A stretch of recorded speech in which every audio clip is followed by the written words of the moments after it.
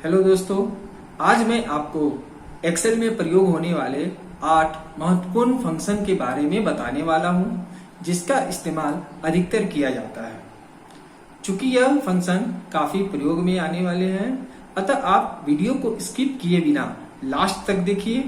अगर आपको वीडियो पसंद आए तो आप उसे लाइक करें, और यदि आप हमारे चैनल पे हैं तो आप सब्सक्राइब कीजिए और दोस्तों में शेयर कीजिए।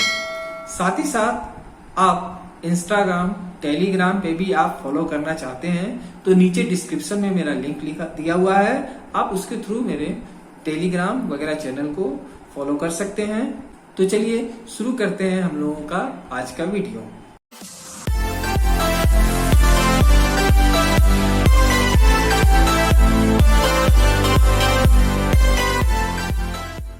हेलो दोस्तों, चलिए अब हम लोग वीडियो की शुरुआत करते हैं।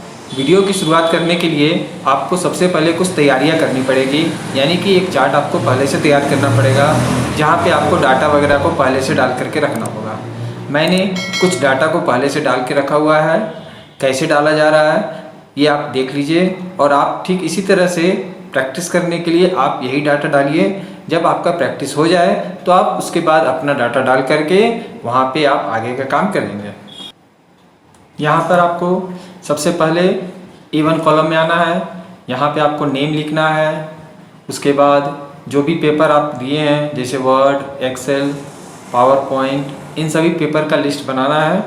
और इस तरह से आपको टाइप करके, जैसा मैंने अभी किया है, कुछ इस तरह से आप लोगों को लिस्ट तैयार कर लेना है।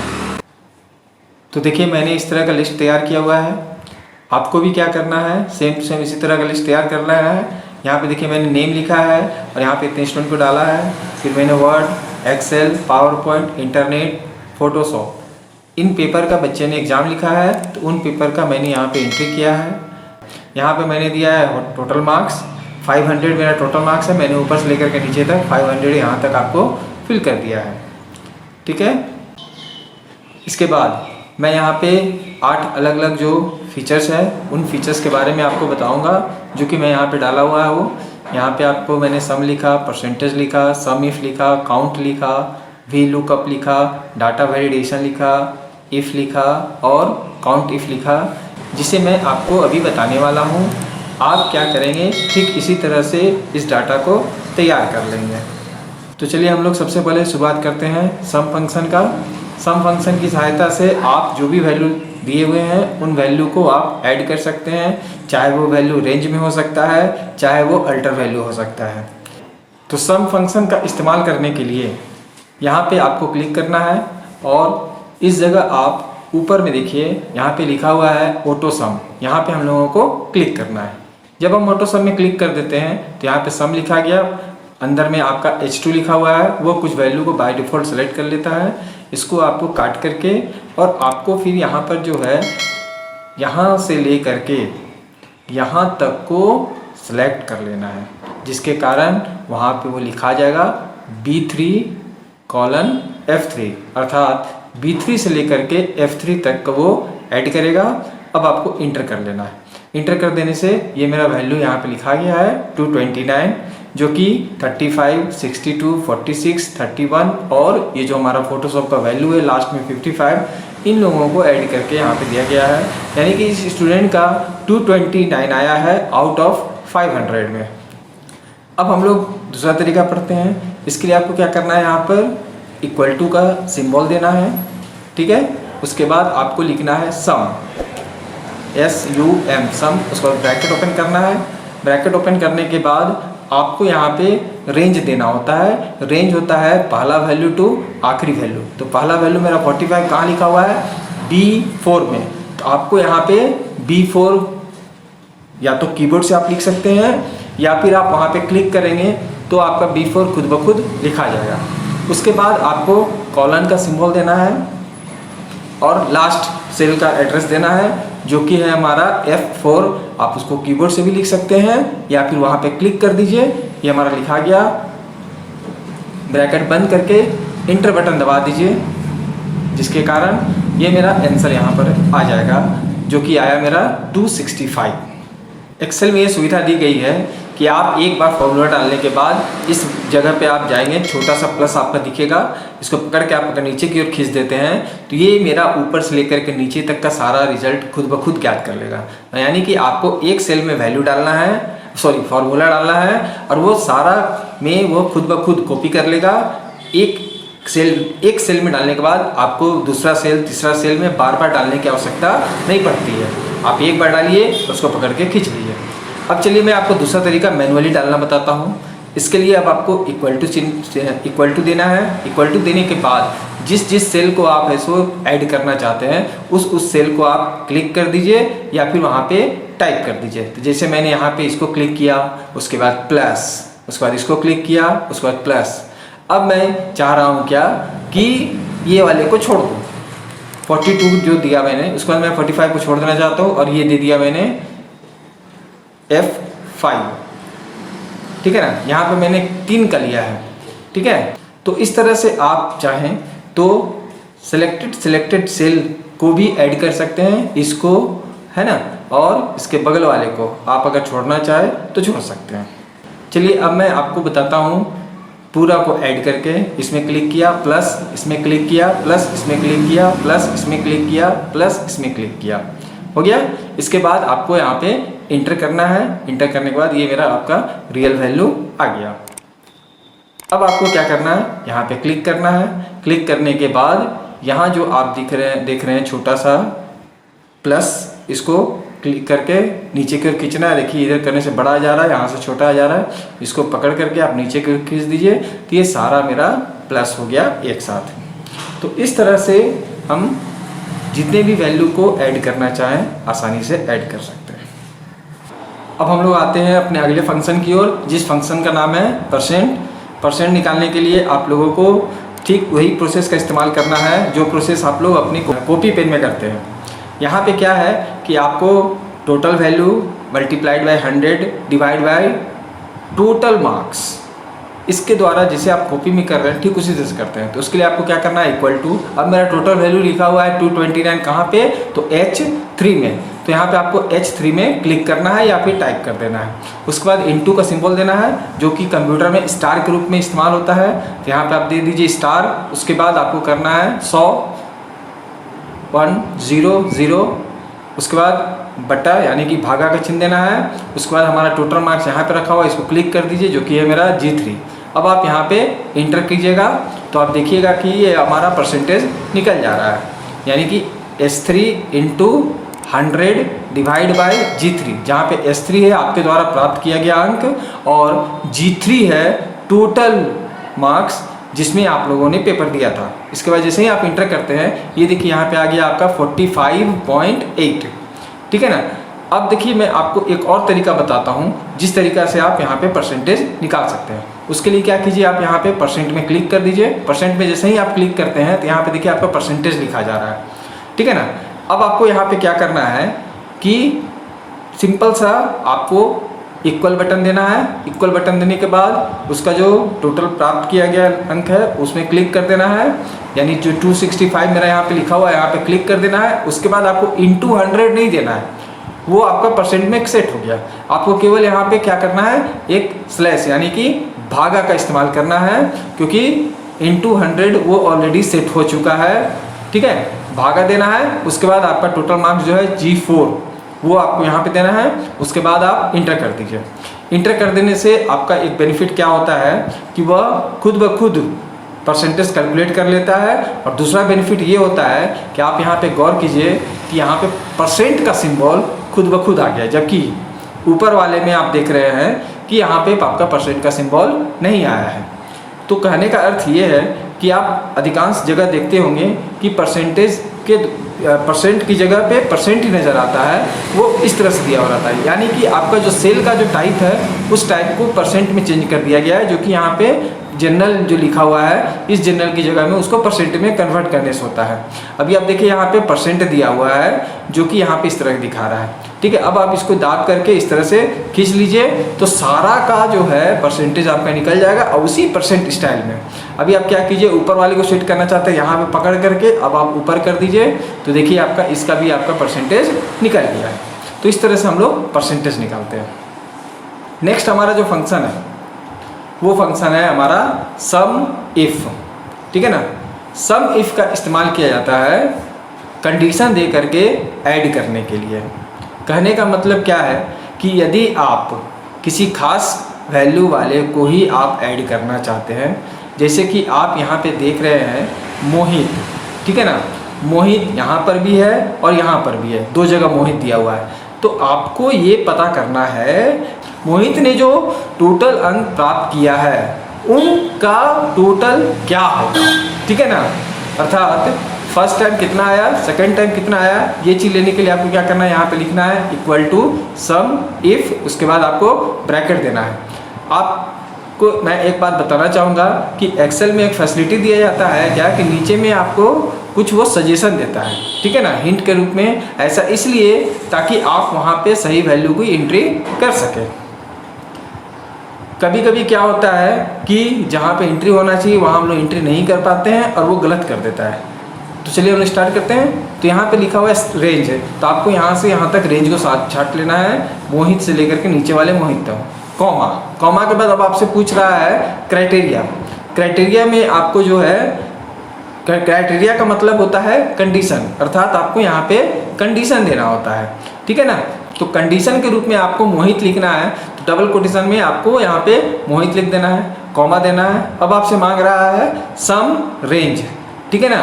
तो सम रेंज मांग रहा है, तो आप यहाँ से लेकर के नीचे तक को आप सेलेक्ट कर लीजिए और उसके बाद लास्ट में ब्रैकेट को क्लोज कर दीजिए और इंटर कर दीजिए।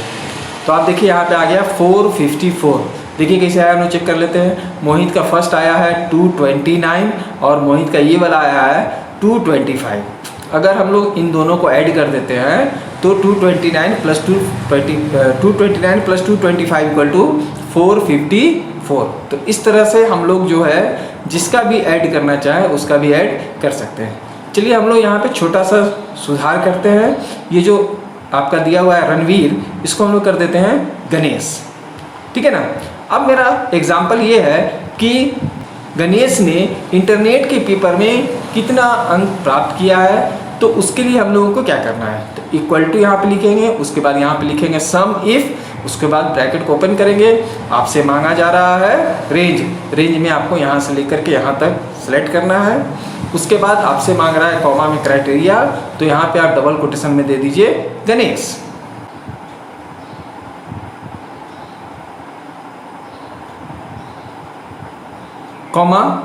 कॉमा देने के बाद अब आपसे सम रेंज मांग रहा है, तो यहाँ पे इंटरनेट का जो पेपर है उसको आप यहाँ से लेकर के नीचे तक को सेलेक्ट कर लीजिए। सेलेक्ट करने के बाद ब्रैकेट जो ओपन किया था उसे आप क्लोज कर लीजिए और क्लोज करने के बाद इंटर कर दीजिए। तो आप देखेंगे उसका 134 आया है, जो कि क्या है, गणेश का ये है यहाँ पे 42 आया हुआ है और यहाँ पे गणेश का आया है 42 और 92, दैट इज इक्वल टू 134।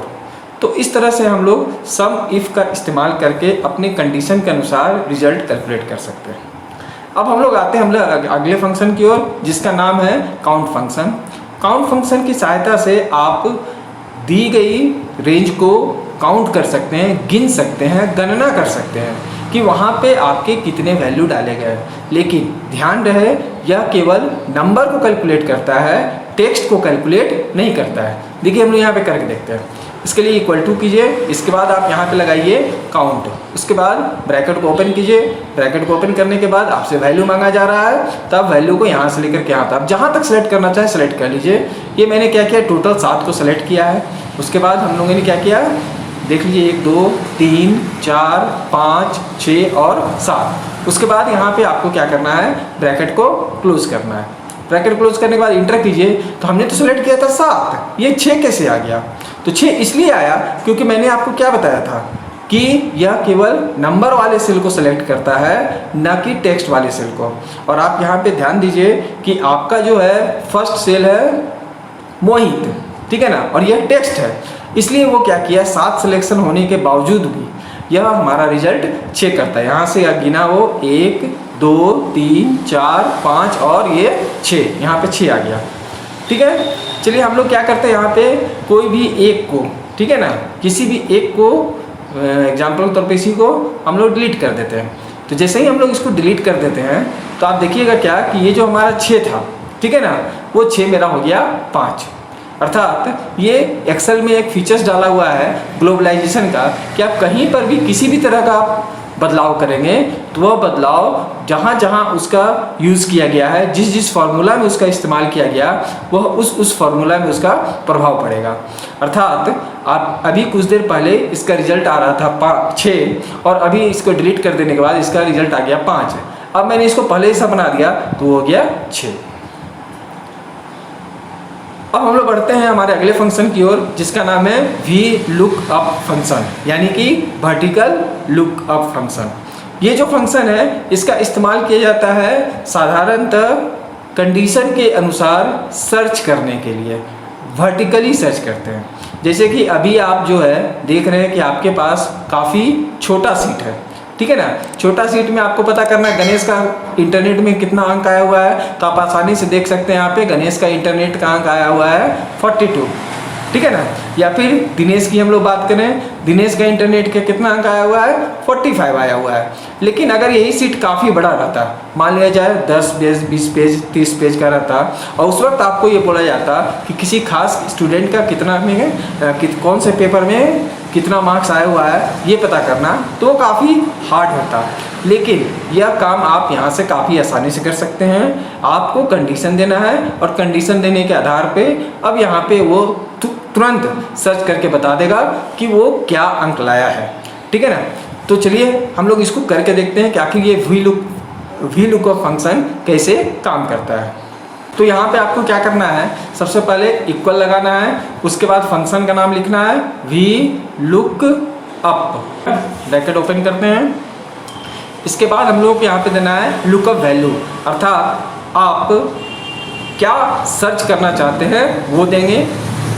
तो यहाँ पे आप लोगों को सर्च करना है दिनेश, तो आपको डबल कोटेशन में दिनेश लिखना है, परंतु ध्यान देंगे कि वहाँ पे आपको सेम उसी तरह से लिखना है जिस तरह से आपने एंट्री कर रखा है और जो चीज़ आप खोजना चाहते हैं। तो डबल कोटेशन में मैंने दिनेश यहाँ पे लिख लिया है। उसके बाद आपको देना है कॉमा, ठीक है। कॉमा देने के बाद आपसे मांगा जा रहा है टेबल एरर। टेबल एरर यानी कि वैसा रेंज जहाँ पे आप लोगों को सर्च करना है। तो ये देखिए मैंने नेम से लेकर के और टोटल मार्क्स तक जो नीचे है ये मेरा 500 है, वहाँ तक मैंने इसको सेलेक्ट कर लिया है। इसके बाद यहाँ पे देना है आपको कॉमा, ठीक है। अब आपको से मांगा जा रहा है कॉलम इंडेक्स नंबर। चलिए सबसे पहले मैं आपको बताता हूँ कॉलम इंडेक्स नंबर होता क्या है। तो कॉलम इंडेक्स नंबर यानी कि कॉलम का सीरियल नंबर, जैसे कि ये ए हो गया, ये बी हो गया, इसको हम लोग बोल सकते हैं 1 2 3 4 5 इस तरह से। तो मैंने देखिए पहले से ही यहाँ पे 1 2 3 4 5 6 7 लिख रखा है ताकि आपको समझने में आसानी नहीं होगी। अगर आपने नहीं लिख रखा है तो आप यहाँ पे काउंट करके यहाँ पे लिख सकते हैं। तो मुझे इंटरनेट में खोजना है, तो इंटरनेट हो गया मेरा 1, ठीक है ना। यहाँ से मेरा 1 है, 2 है, 3 है, 4 है, 5, 5th पोजीशन में मेरा इंटरनेट है, यानी कि मेरा इंटरनेट जो है उसका इंडेक्स नंबर होगा यहाँ पे 5। तो आपको यहाँ पे लिखना है 5। उसके बाद आपको कॉमा देना है। अब आपको 0 यहाँ पे लगाना है। 0 इसलिए लगाना है क्योंकि आपको एग्जैक्ट सेम टू सेम यहाँ पे आपको सर्च करना है, ठीक है ना। वो मैच नहीं, मिसमैच नहीं होना चाहिए। उसके बाद ब्रैकेट क्लोज कीजिए। ब्रैकेट क्लोज करने के बाद आपको यहाँ पे इंटर दबाना है। जैसे ही मैंने इंटर बताया बटन दबाया, देख लीजिए यहाँ पे 45 आया। आप एग्जाम्पल में भी देख सकते हैं यहाँ पे कि 45 है और यहाँ पर भी आपका 45 आ गया। तो इस तरह से आपने क्या देखा कि किसी भी पेपर में आप क्या अंक लाए हैं, अगर वो सीट काफ़ी बड़ा है तो आप यहाँ पे आसानी से खोज सकते हैं। चलिए बढ़ते हैं हम लोग अगले फंक्शन की ओर। अगला फंक्शन वो फंक्शन नहीं है बल्कि वो फीचर्स है, और इस फीचर्स का नाम है हमारा डाटा वैलिडेशन। सबसे पहले आप समझिए डाटा वैलिडेशन क्या होता है, ठीक है ना। डाटा वैलिडेशन का काम है किसी भी सेल रेंज के लिए लिमिट सेट करना। जैसे कि यहाँ पे आप जान रहे हैं कि स्टूडेंट ने ये 5 पेपर दिया है। अब इस 5 पेपर में आपको मिनिमम 0 और मैक्सिमम 100, उससे ज़्यादा आपको नहीं डालना है, ना ही 0 से कम डालना है। अभी आप यहाँ पे 150 डाल करके इंटर कीजिए, वो ले लिया, लेकिन क्या ये सही है? नहीं, ये सही नहीं है। क्यों? क्योंकि 100 से ज़्यादा नहीं आना चाहिए, ठीक है। तो ये फीचर्स आप शुरू में ही अगर सेट कर देते हैं क्या कि आपको मिनिमम 0 डालना है और मैक्सिमम 100 डालना है, तो वो क्या होगा कि जब आप एंट्री करेंगे और आप 100 से ऊपर डालेंगे तो क्या होगा, वो नहीं लेगा। तो इसी लिमिट को सेट करने के लिए हम लोग इस्तेमाल करते हैं डाटा वैलिडेशन का। तो डाटा वैलिडेशन को सेट करने के लिए आपको सबसे पहले जहाँ पे वैलिडेशन सेट करना है उस एरिया को आप सेलेक्ट कर लीजिए। उसके बाद जब आपका वो एरिया सेलेक्ट हो जाए तो सेलेक्ट करने के बाद आपको जाना है डाटा में। डाटा में जाने के बाद अब आप यहाँ पे देखिए ये ऑप्शन आ रहा है डाटा वैलिडेशन, यहाँ पे आप क्लिक कर दीजिए। जैसे ही आप डाटा वैलिडेशन में आप क्लिक करते हैं आप यहाँ पे देखिए लिखा हुआ है एनी वैल्यू। यही वजह है कि आप जो भी वैल्यू डालते हैं वो वहाँ पे ले लेता है। यहाँ पे एनी वैल्यू को आप चेंज करके और इसको आप कर दीजिए होल नंबर। यहाँ पे क्लिक कीजिए और क्लिक करने के बाद यहाँ देखिए होल नंबर आ रहा है, इसको क्लिक कर दीजिए। ठीक है, इसके बाद आपसे पूछ रहा है डाटा किस तरह का होना चाहिए, यानी कि बिटवीन होना चाहिए कि नॉट बिटवीन होना चाहिए कि इक्वल टू होना चाहिए कि नॉट इक्वल टू होना चाहिए वगैरह वगैरह। तो यहाँ पर हमारा डाटा जो है एक खास वैल्यू में होना चाहिए, रेंज में होना चाहिए, इसलिए हम यहाँ पे बिटवीन दे देंगे। उसके बाद आपसे दो चीज़ डिमांड किया जा रहा है, एक मिनिमम और एक मैक्सिमम।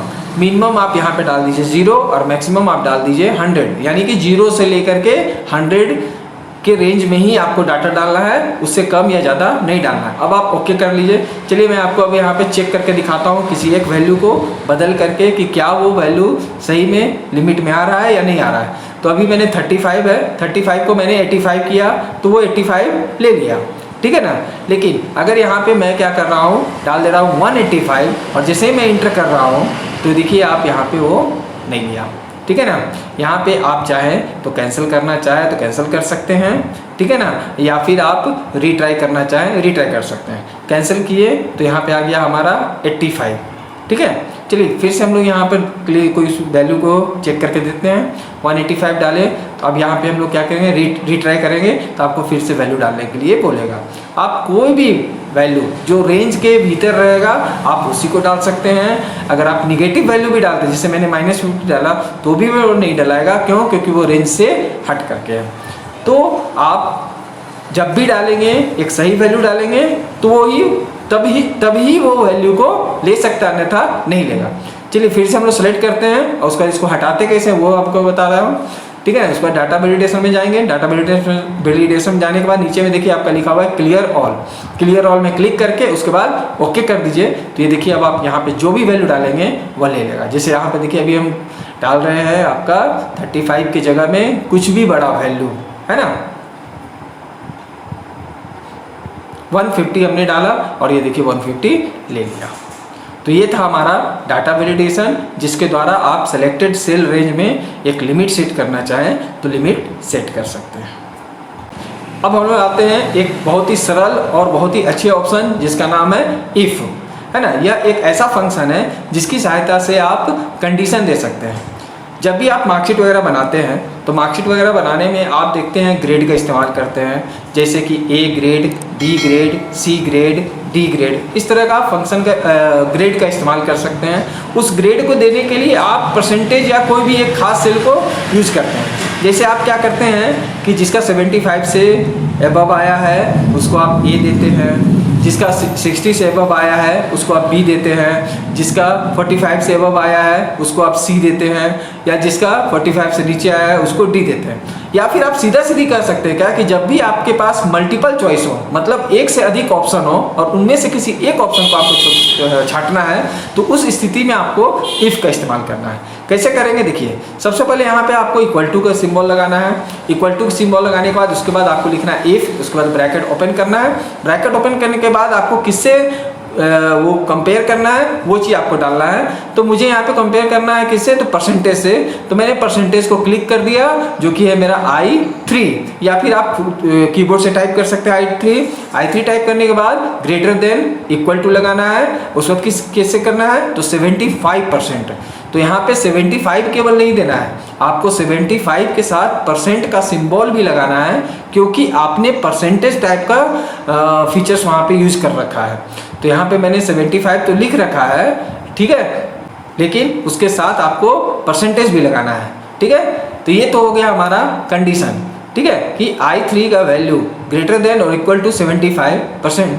तो अब आपको देना है कॉमा। तो इससे क्या होगा, तो इसमें हमारा ए ग्रेड आएगा, इसलिए आपको यहाँ पे डबल कोटेशन में देना है ए और फिर कॉमा। ये जो आपका है वो मेरा एक कंप्लीट हुआ। अब आपको इसी के जैसा बी, सी, डी और उसके आगे जो भी होगा आप उसको आप यहाँ पे लगा सकते हैं। तो चलिए लगाते हैं। इफ़ लिखे ब्रैकेट ओपन किए, इसके बाद हमने लिखा I3 greater than equal to कितना 60%, कॉमा, तो उसके लिए हमारा आएगा बी ग्रेड। तो डबल कोटेशन में आपको देना है B, double quotation close, comma, फिर यहाँ पे आगे फिर बढ़ेंगे हम लोग, इफ ब्रैकेट ओपन, इसके बाद I3 greater than equal to 45%,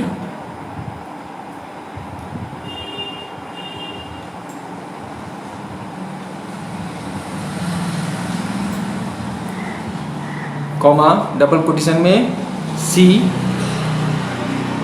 comma. अब मैं आपको एक बात यहाँ पे बताना चाहूँगा कि आप जो है जब लास्ट में आ जाते हैं, जैसे कि देखिए डी के बाद हमारा कोई और ऑप्शन नहीं आ रहा है, तो इफ़ आपको एक फैसिलिटी देता है कि जब आपका फाइनल आंसर हो रहा हो तो फाइनल आंसर की स्थिति में आपको बाकी के जैसा जो कंडीशन आपने लगा रखा है वैसा आपको कंडीशन देने की जरूरत नहीं है। जैसे देखिए यहाँ पे हमने कंडीशन दिया है, उसको 80 दिया है, वैसा आपको देने की आवश्यकता नहीं है। आप डायरेक्ट यहाँ पर आंसर लिख दीजिए डबल कोटेशन के अंदर में डी, उसके बाद जितना ब्रैकेट आपने खोला है उतना बंद कर दिया, ठीक है। तो आपने 3 ब्रैकेट खोला है तो 1 2 3, यहाँ पे 3 ब्रैकेट को आप लोग को बंद कर देना है। तो इस तरह से देख लीजिए आपका यह ग्रेड आ गया है सी। अब आप इसको पकड़ करके खींच लीजिए तो देखिए आपका सारा का ग्रेड निकल जाएगा। अब चलिए हम लोग किसी का वैल्यू को चेंज करते हैं। जैसे इसका वैल्यू को मैंने क्या किया है 95 कर दिया है, अभी भी हमारा ये सी है। चलिए बगल वाले को मैं चेंज कर ले रहा हूँ, बगल वाले को मैंने 95 कर दिया, अभी देखिए ये बी पे आ गया है ना। इसके बगल वाले को 95 किया हूँ, अभी भी ये मेरा बी पर है। इसके बगल वाले को मैं फिर 95 कर रहा हूँ, हाँ देखिए ये हमारा आ गया ए। अर्थात वैल्यू के चेंज होने पे ये मेरा खुद ब खुद चेंज हो जा रहा है। तो इस तरह से आप किसी भी मल्टी चॉइस ऑप्शंस के लिए आप इफ़ का इस्तेमाल कर सकते हैं। चलिए अब हम लोग आगे बढ़ते हैं और हमारा अगला और आखिरी फंक्शन है जिसका नाम है काउंट इफ़। यह मेरा इफ़, यहाँ पे देखिए ये भी इफ़ है, ठीक है ना, यहाँ पर भी इफ़ है। मतलब क्या है कि जहाँ पर भी आपका इफ़ रहेगा ये समझ जाइए क्या कि यह कंडीशन के अनुसार है। तो यहाँ पे क्या लिखा हुआ है काउंट इफ़, गणना करेगा इफ़ है ना। अर्थात कंडीशन के अनुसार यह गिनती करने का काम करता है हमारा काउंट इफ़। अर्थात यह एक ऐसा फंक्शन है जिसकी सहायता से आप गिनना चाहते हैं तो किसी सेल रेंज को गिन सकते हैं, लेकिन गिनने से पहले एक कंडीशन वहाँ पे देना होता है, ठीक है। जैसे हम एग्जांपल दे रहे हैं आपको, यहाँ पे लिखे इक्वल टू काउंट इफ़, उसके बाद ब्रैकेट खोले हैं, ब्रैकेट खोलने के बाद अब आपको यहाँ पे देना है रेंज। तो आप यहाँ से यहाँ तक रेंज को सिलेक्ट कर लीजिए। सिलेक्ट करने के बाद कॉमा देना है, कॉमा देने के बाद जिसको भी आप काउंट करना चाहते हैं उसको आप डबल कोटेशन के रूप में लिखेंगे। क्यों? क्योंकि यह टेक्सचुअल के रूप में ये इस्तेमाल करता है, ठीक है ना। तो मान लिया जाए कि आपको यहाँ पे काउंट करना है 44 को, तो डबल कोटेशन खोल करके यहाँ पे 44 लिखना है, फिर डबल कोटेशन बंद करना है, उसके बाद ब्रैकेट को क्लोज करना है, ठीक है। जैसे ही आप ब्रैकेट को क्लोज करके इंटर बटन दबाते हैं तो ये देखिए मेरा आंसर आ गया 1, यानी कि इस पूरे रेंज में 44 एक बार इस्तेमाल किया गया है। अभी चलिए यहाँ पे मैं कुछ बहुत चेंज करके आपको बताता हूँ। यहाँ पे आप अगर किसी भी सेल में कुछ बहुत सुधार करना चाहते हैं तो आप कीबोर्ड से F2 बटन का इस्तेमाल कर सकते हैं ताकि वो फार्मूला आपका फिर से आ जाए। अब आप यहाँ क्या कीजिए 44 के पास जाइए और 44 के पास जाने के बाद इसको काट करके और इसके जगह कुछ नया वैल्यू डाल दीजिए। जैसे कि आप देना चाहते हैं यहाँ पे 95 का इस्तेमाल कितना बार किया गया है, तो आप देखिए यहाँ पे 4 बार इस्तेमाल किया गया, 1 2 3 4। इतना ही नहीं, यदि आप चाहें तो इसको टेक्स्ट पर भी आप इस्तेमाल कर सकते हैं। जैसा कि अभी आपको मालूम है कि यहाँ पे मोहित 2 बार लिखा हुआ है और गणेश 2 बार लिखा हुआ है, ठीक है ना। तो चलिए हम लोग यहाँ पर भी देखते हैं कि वो यूज़ हो रहा है या नहीं हो जा रहा है। यहाँ पे आपको इक्वल टू देना है, उसके बाद काउंट इफ़ लगाना है, उसके बाद ब्रैकेट को ओपन करना है। अब आप यहाँ पे जो भी रेंज देना चाहते हैं वहाँ से लेकर के यहाँ तक रेंज कर दे दीजिए। आप चाहे तो पूरा भी रेंज दे सकते हैं या फिर यहाँ तक देना चाहे यहाँ तक भी दे सकते थे। उसके बाद कॉमा देना है और कॉमा देने के बाद डबल कोटेशन के अंतर्गत हम लोगों को लिखना है मोहित। ध्यान देना है कि जैसा आपने एंट्री कर रखा है वैसा ही आपको यहाँ पे एंट्री करना है। उसके बाद आपको ब्रैकेट को क्लोज करना है और इंटर करना है। तो देखिए आपका यहाँ पे आंसर आ गया 2। तो इस तरह से आप अपने अनुसार जो भी सर्च करना चाहें वो सर्च कर सकते हैं। आशा करता हूँ कि आपको मेरा ये वीडियो पसंद आया होगा।